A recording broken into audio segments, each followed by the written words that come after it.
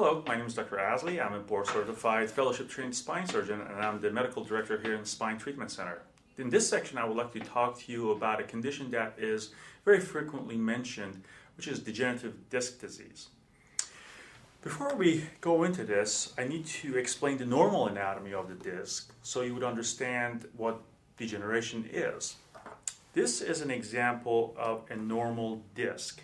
As you can see, it connects between the two bones, it shares the load, and it works as a shock absorber and motion and stabilizes the back all at the same time. Its structure is very complex. It has this jelly donut, what I explained, interior, which looks like a crab meat, which we call the nucleus pulposus. It's a very hydrated, squishy type of material. And then has this outer ring, which is a very tough fibrotic structure. We call it annulus fibrosus. Now, throughout the years, within the last 20, 30 years, we've realized that actually the integrity of the structure is very important, almost like a tire. If you puncture a tire, you get deflated and it doesn't work as well. That's how the disc is.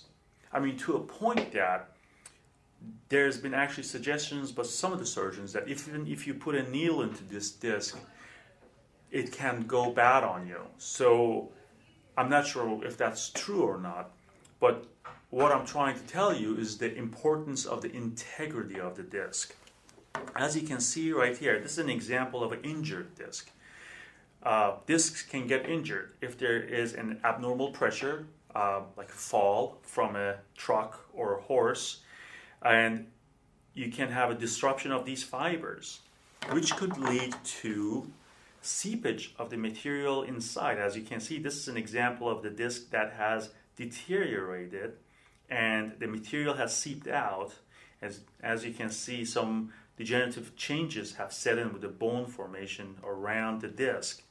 As you can see, what happens is that with degeneration, the integrity of the disc goes out, then the disc settles. As the disc settles, that area, motion segment, becomes loose.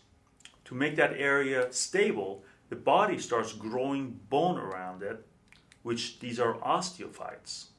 Now, if the osteophytes grow anteriorly and to the side, not a big deal, but osteophytes growing back into where the nerves are, that can cause back and leg pain.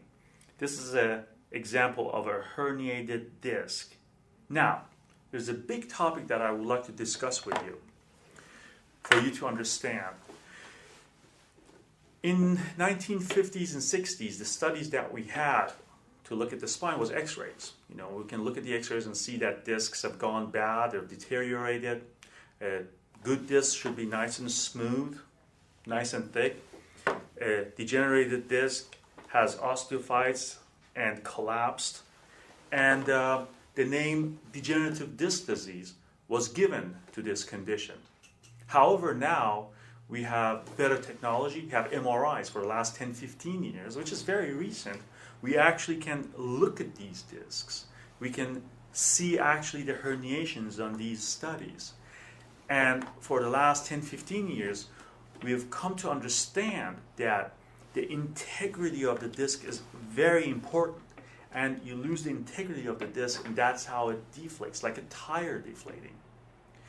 Therefore, the name degenerative disc disease is not an appropriate name. It needs to change.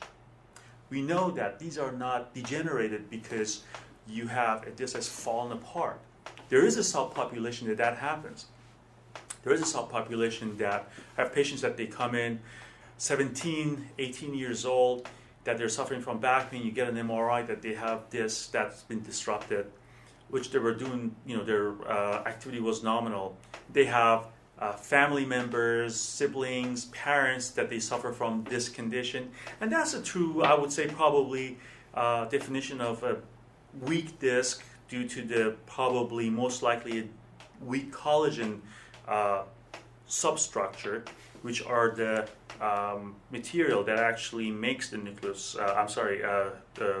fibrotic ring. And that I understand that as being a degenerative disc disease, a weak disc. but almost that is a very small subpopulation of the patients that I see.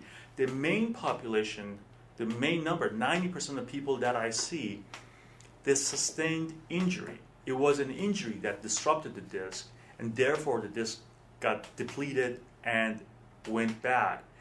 Therefore, the name of this condition, now we understand that what is going on, should be changed to damaged disc disease and not degenerative disc disease. Because people just don't degenerate. Discs don't just fall apart.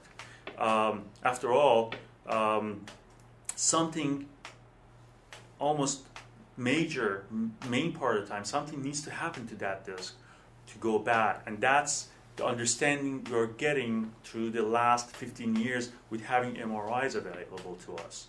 And that's the condition that we call degenerative disc disease, which is completely misnomer for me.